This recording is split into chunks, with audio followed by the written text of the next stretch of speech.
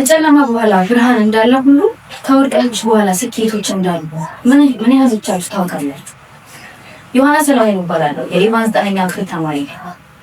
ውድቀትን እንደ መጨረሻ አድርገን እናስብ ሰዎች ብዙዎች ነን። ነገር ግን ውድቀት የአዲስ ነገሮች መጀመሪያ ነው። ብዙዎቻችን አንድ ነገር ለመስራት አንድ እርምጃ ስንጀምር ብዙ ፈተናዎች ያጋጥሙናል። እነዚህ ፈተናዎች ደግሞ እኛን ሊያሰናክሉና ልንወድቅ እንችላለን።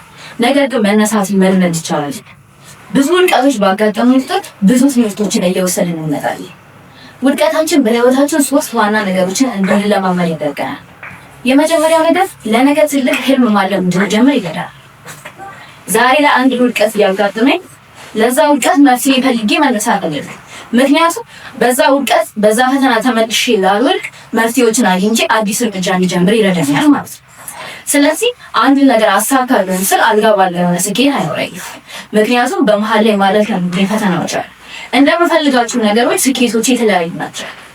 አንድ ሰው ሞተር መንዳት ቢፈልግ መንዳት ሲችል ለሱ ያ ስኬቱ ነው። አንድ ተማሪ አንደኛ መውጣት ቢፈልግ አንደኛ ከወጣ ያ ተማሪ ስኬቱ ያ ነው።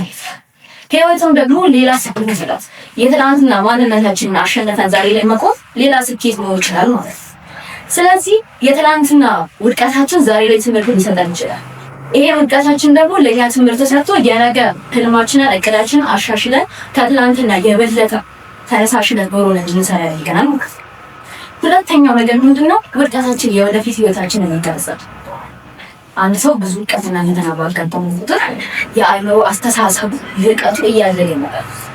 ለምሳሌ አንድ ደሃ ነው የተባለ ሰው ከሀብታሙ ልጅ ይልቅ አስተሳሰቡ ከፍ ያለ ነው። ለምን? ውድቀቶችና ፈተናዎች አጋጥሞታል።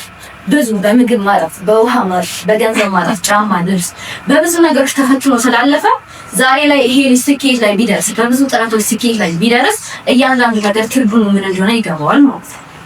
ይሄ ሀብታም ልጅስ ምግብ ቢፈልግ ወደ ይመጣል፣ ገንዘብ ቢፈልግ ይሰጠዋል፣ የሚጎልበት ነገር አይኖርም።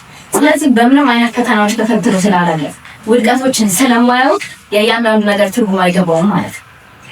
ስለዚህ ውድቀታችን እኚህ 2 ዋና ዋና ነገሮች ያስተምረናል። ሶስተኛ ነገር ከውድቀታችን ተስፋ አለመቁረጥ እንመሳለን። ይህ ማለት ምን ማለት? ዛሬ አንድ ነገር ለማድረግ ሀብዬ ስነሳ ስኬት ላይ ለመድረስ አንድ እርምጃ ሲጀምር ብዙ ፈተናዎች ያጋጥሙኛል። እነዚህ ፈተናዎች ሊጥሉኝ ይችላሉ።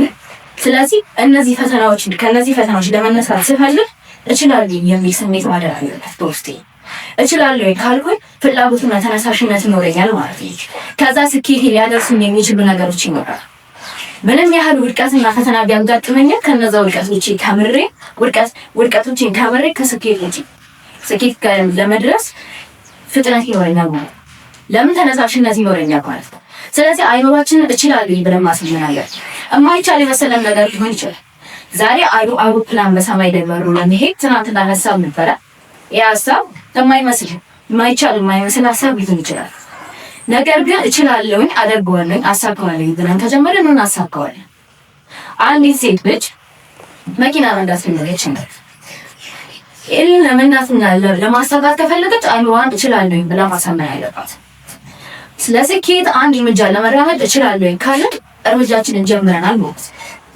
ስለዚህ ይህች ሴት ቀድማ አይምሮዋን ካሳመነች የሚገጥማትን ፈተና ፌስ ለማድረግ ዝግጁ ሆናለች ማለት ነው። ስለዚህ ከስኬቷ ለመድረስ ትችላለች። ከእያንዳንዱ ውድቀቷ እየተማረች ትምህርቷን አይምሮዋን ታበለጽጋለች ማለት ነው። ስለዚህ እኛ በትናንትና ህይወታችን መኖር የለብንም። ትናንትና ያለፈ ነገር ነው። ነገ ደግሞ ገና ምን እንደምንሆን አናውቅም።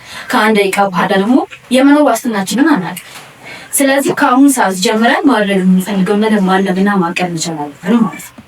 ያንን ነገር ስናለምና ስናቅድ ማድረግ ስንጀምር ፕራክቲስ ማድረግ ስንጀምር ውድቀቶች ያጋጥሙናል። ከዛ ውድቀቶች ደግሞ መማር እንጀምራለን ማለት ነው።